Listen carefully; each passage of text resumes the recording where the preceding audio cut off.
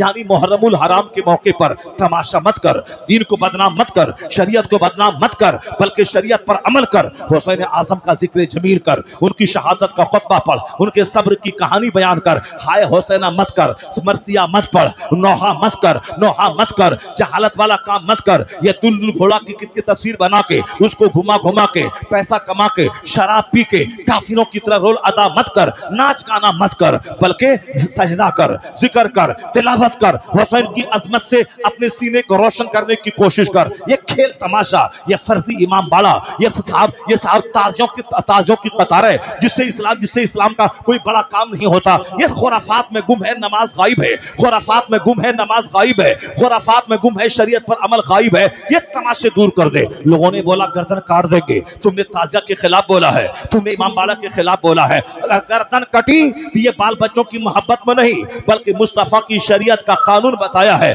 उसके बदले में गर्दन कटी है। तो दुनिया में नहीं, आखिरत में पता चलेगा कि हुसैन आजम शहीदों के सरदार का नाम है। वो अपना सारा बाल बच्चा, अपना सारा कुंबा अल्लाह की राह में लुटा दिया। बात क्या थी? हुसैन हक बोलने के लिए मैदान में आए थे। यजीद की पलीती को चलने नहीं दिया जाएगा, इस्लाम दुश्मनी चलने नहीं दी जाएगी, शरीयत का मजाक उड़ाने नहीं दिया जाएगा, यजीद के मनमाने ढंग से जीने को नहीं दिया जाएगा। यजीद अल्लाह का कानून चलेगा, मुस्तफा का साब्ता चलेगा, तुम्हारा कानून नहीं चलेगा। यही बताने हुसैन करबला आए थे, दीन बचाने करबला आए थे। बदले में दुश्मनों ने गर्दन काट दी, बच्चे को ज़बह कर दिया, जवान बेटे को कत्ल कर दिया, सारा कुंबा लुटा दिया। तो कयामत के दिन जब हुसैन खून में लथपथ अपने बाल बच्चों समेत जब जन्नत की तरफ सफर करेंगे, अहले महशर हुसैन की इज्जत को देखेंगे।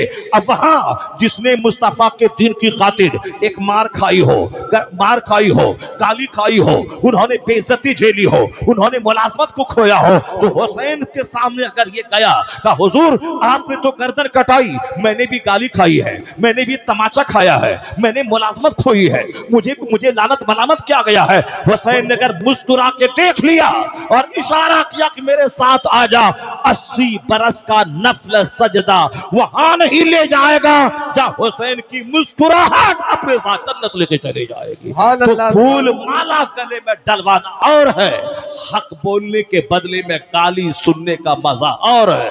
अब साहब 1 लाख का लिफाफ लेकर अपने घर में मस्ती से खाना और है, हक के बोलकर गालियां सुनना और मुस्तफा के नवासे के तरीके पे अमल करना और है। सबके हिस्से में शहादत नहीं आती है। अल्लाह जिससे प्यार करता है, अल्लाह जिससे दोस्ती करता है, अल्लाह जिसको ऊंचा मर्तबा देना चाहता है, उसे हॉस्पिटल में मौत नहीं देता, उसे राहे खुदा में शहादत की मौत अता करता है, ताकि उसे जमीन से उठा के इज्जत और सम्मान के आसमान पे पहुंचा दिया।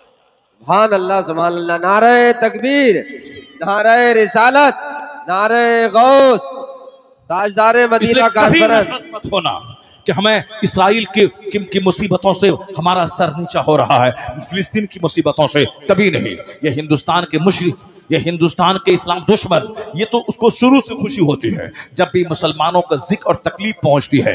मुशरिक को बड़ा मजा आता है।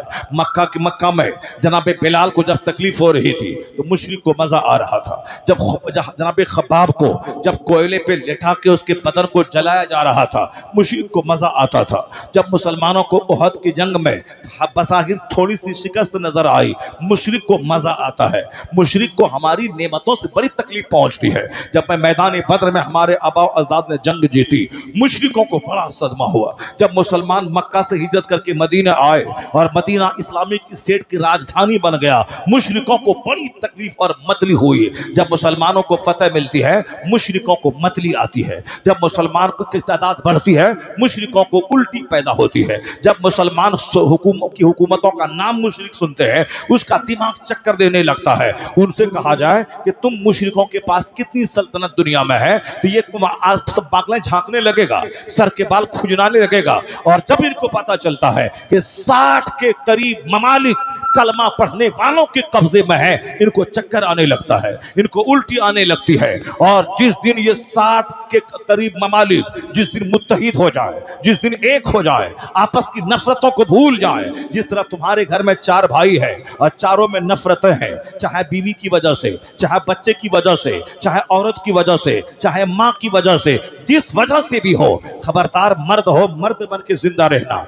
माँ की वजह से अपने भाई में आपस में जंग मत करना, और बीवी की वजह से अपने घर के सुकून में आग मत लगाना। माँ भी औरत है और बीवी भी औरत है, या दोनों को औरत की निगाह से देखना कि दोनों औरतें हैं। औरतों में दीन की कमी है कि जब हम नमाज पढ़ते हैं उस पर माहवारी के दिनों में वो नमाज नहीं पढ़ सकती है, वह रोजा नहीं रख सकती है, यह उनके दीन की कमी है। और अक्ल की कमी है कि मर्द एक है, औरतें उनके मुकाबले में दो हो, और दो औरत की गवाही एक मर्द के बराबर होती है, यह उनके अक्ल की कमी है। चूंकि मर्दों को अल्लाह ने उनके मुकाबले में ज्यादा ताकतवर बनाया है।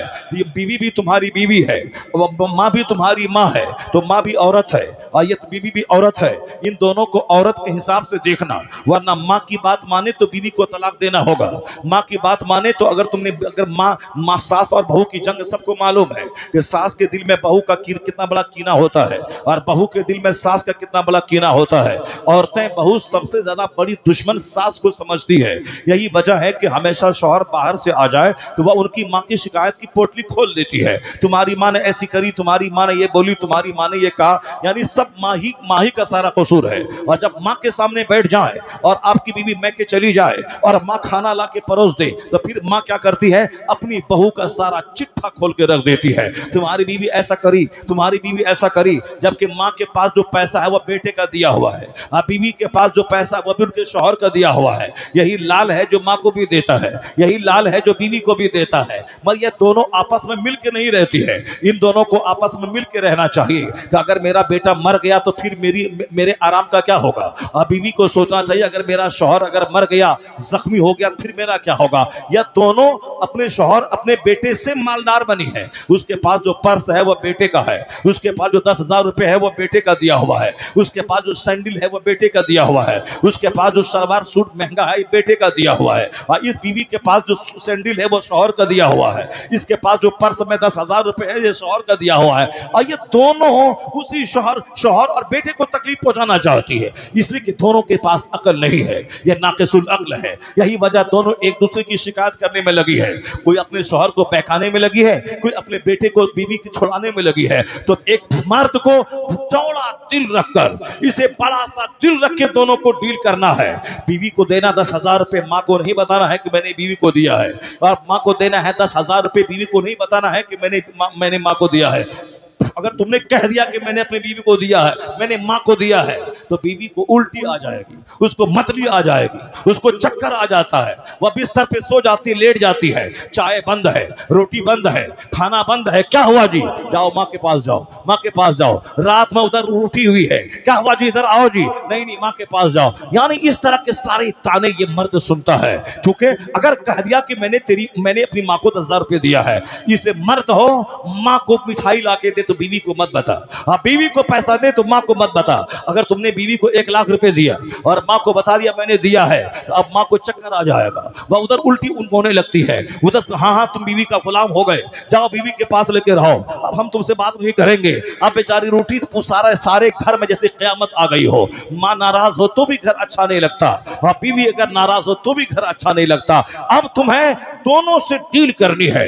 इस्लाम हमें रहनुमाई करता है, बताता है, ये नहीं कहता कि सिर्फ माँ का पांव दबाते रहना, माँ का तलवा चाटते रहना, माँ के पांव के नीचे जन्नत है। इस्लाम सिर्फ ये नहीं कहता, इस्लाम कहता है तू मर्द है, मर्द बन के जिंदा रहना। ये माँ है, उसका चेहरा देखना, चेहरा जब देखेगा तो हज मबरूर का अजर मिलेगा। चाहे माँ 1000 तकलीफ पहुंचाए, माँ 1000 गाली दे, 1000 नाराजगी का इजहार करे, तुम्हें उफ तक नहीं कहना है। फला तकुल लहुमा उफ़्फ़ियम वला तनहरहुमा, नाराजगी के इजहार का सबसे अदना दर्जा है लफ्ज़ उफ कहना। हम आपसे नाराज हैं, बड़ा दर्जा है कि 2-4 तमाचा मार दे। हम आपसे नाराज हैं, मार नहीं सकते, तो उसका अदना दर्जा है कि हम गाली आपको देने लगे, वो गाली भी नहीं दे सकते। अदना दर्जा है कि हम कोई खरी खोटी आपको सुना दे, अगर वो भी नहीं सुना सकते, तो अगर आपने मेरी मर्जी के खिलाफ काम किया है, तो मेरी जबान से अगर गाली नहीं निकली, अगर ऑलफल जुमले नहीं निकले, तो इतना निकलता है लफ्ज़ उफ, आपने ऐसा कर दिया। या उफ नाराजगी का सबसे अदना दर्जा है। मार अलग, गाली अलग, डांट डपट अलग, ये लफ्ज़ उफ नाराजगी के इजहार का सबसे अदना दर्जा है। तो कुरान में इलाज का लफ्ज नहीं है, कुरान में लफ्ज़ हुर्रा नहीं है, कुरान में लफ्ज़ आहा नहीं है, मगर कुरान में लफ्ज़ उफ है। क्या है? अगर माँ बाप बुढ़ापे को पहुंच जाए, दोनों या दोनों में से कोई एक भी, तो अल्लाह कहता है नरमी का हाथ बिछा देना, नरमी का हाथ बिछा देना, अपना बाजू नर्म कर देना। फला तकुल लहुमा उफ़्फ़ियम वला तनहरहुमा, लफ्ज़ उफ तक भी जबान से मत निकालना। अगरचे माँ का काम तेरी मर्जी के खिलाफ हो, अगरचे माँ का काम तुझको शदीद तकलीफ पहुंचाए, मगर लफ्ज़ उफ तक मत कहना। बीवी को तमाचा मारने का हुक्म है, बीवी को डंडा मारने का हुक्म है, मगर माँ को नहीं। माँ को लफ्ज़ उफ तक मत कहना। ये मत कहना कि अम्मी आप खराब हैं, ये मत बोलना कि अम्मी आपकी वजह से घर में आग लगी है, ये मत बोलना कि आपकी वजह से हम अपनी बीवी से बात तक नहीं कर पा रहे, आपकी वजह से हमारे घर का चैन रुखसत हो गया। खबरदार, ये जुमला माँ के जिगर को छलनी कर देगा। हजार तकलीफ पहुंचाए सब्र करना, खामोशी का ताला जबान पे लगा लेना और लफ्ज़ उफ तक नहीं कहना। और माँ, बूढ़ी माँ को बोझ मत समझना और बूढ़े बाप को बोझ मत समझना। ये बूढ़े माँ बाप हैं जिनकी वजह से अल्लाह तेरी रोजी में इजाफा फरमाता है, ये बूढ़े माँ बाप हैं जिनकी वजह से तेरी फसलें अल्लाह उगाता है, ये बूढ़े माँ बाप हैं जिनकी वजह से आसमान से रहमत का पानी गिरा के फसलें अदा कर उगाता है, ये बूढ़े माँ बाप हैं जिनकी वजह से तुम्हारे बाल बच्चों की सी नेमतें तुमको मिलती है। तू नहीं खिला रहा है बूढ़े माँ बाप को, या उनकी वजह से तू खाया जा रहा है, उनकी वजह से तुझे खिलाया जा रहा है। इसलिए कभी बेज़बान जानवर को मत समझना कि मैं बकरी को पाल रहा हूं, मैं गाय को पाल रहा हूं। नहीं, ये बेज़बान जानवर के बारे में हदीस में आया है, अगर ये बेज़बान जानवर ना होते तो अल्लाह आसमान से पानी नहीं गिराता, जमीन से सब्ज़े नहीं उगाता। इन बेज़बान जानवरों की खुराक के लिए आसमान से पानी गिरता है, जिससे घास निकलती है और ये जानवर खाते हैं, और उसी पानी के सदके में तेरी फसल भी पैदा हो जाती है और तू खा लेता है। ये मत बोलना मैं गाय को खिलाता हूं, या बोल के गाय की वजह से मैं खाता हूं। ये मत बोलना कि मैं बकरी को पालता हूं, उस बकरी की वजह से तू पाला जाता है। या मत बोलना मैं बिल्ली को दाना दे के पालता हूं, बिल्ली की वजह से तू पाला जाता है। हदीस में आया है मत बोलना कि माँ बाप पे तू एहसान कर रहा है, तू ये बोलना इनकी वजह से मैं पैदा हुआ, इनकी वजह से मैं परवान चढ़ा।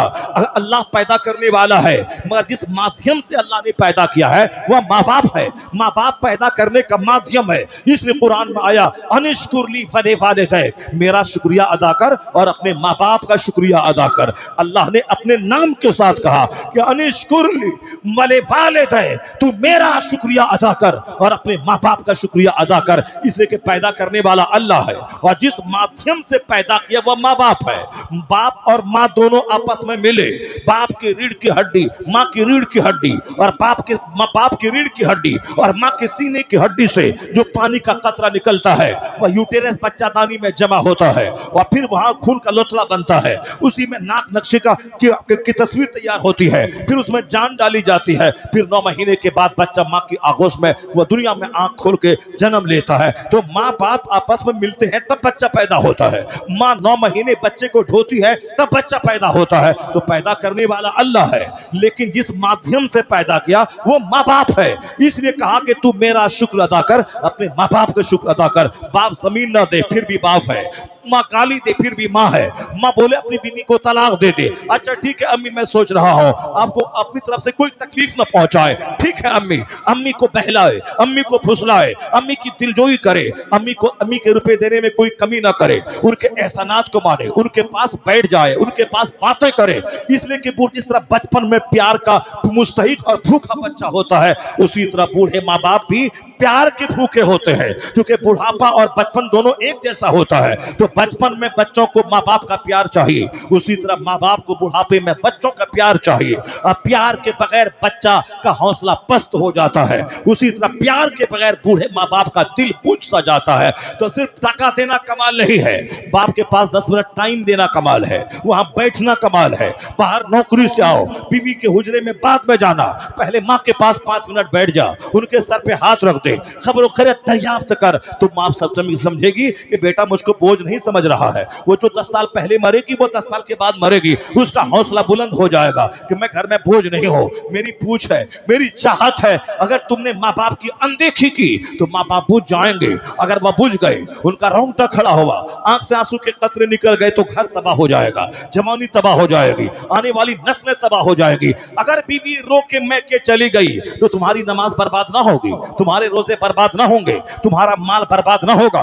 अगर बीवी रूठ के मैके चली गई तो तुम्हारा कुछ नहीं बिगड़ेगा, न तुम्हारा रोजा बिगड़ेगा, न तेरी नमाज बिगड़ेगी, न तुम्हारा हज बिगड़ेगा। मगर अगर मां नाराज हो गई तो तेरी दुनिया बिगड़ जाएगी, तेरी आखिरत बिगड़ जाएगी। क्योंकि अल्लाह राजी होता जब माँ बाप राजी होते हैं, अल्लाह नाराज होता है जब माँ बाप नाराज होते हैं। इसलिए बीवी और माँ दोनों में अगर कंपैरिजन की नौबत आ जाए, वैसे तो मर्द होने के नाते बीवी को भी खुश रख, क्योंकि सिर्फ माँ के पांव के नीचे जन्नत नहीं है, बल्कि बीवी के मुंह में जो प्यार मोहब्बत का लुकमा एक शौहर डालता है, हर लुकमे के बदले में सवाब मिलता है। इसलिए बीवी के मुंह में लुकमा डालने में भी अज्र मिलता है और बीवी की दिलजोई करने में भी सवाब मिलता है, क्योंकि वह माँ बाप भाई बहन सारा समाज छोड़कर मेरे लिए आई है। वह पैदा हुई बिहार में, मैं पैदा हुआ उत्तर प्रदेश में। वो अपना सारा संसार छोड़ के मेरे पास आ गई। मैं पैदा हुआ उत्तर प्रदेश में, मेरी बीवी रहने वाली बंबई थी, वह सारा संसार छोड़ के मेरे पास आ गई। तो जो माँ बाप भाई बहन सबको छोड़ के सिर्फ मेरी मोहब्बत में मेरे पास आ जाए और मेरी दुनिया में को बसा दे और सारा समाज सारा गांव छोड़ दे,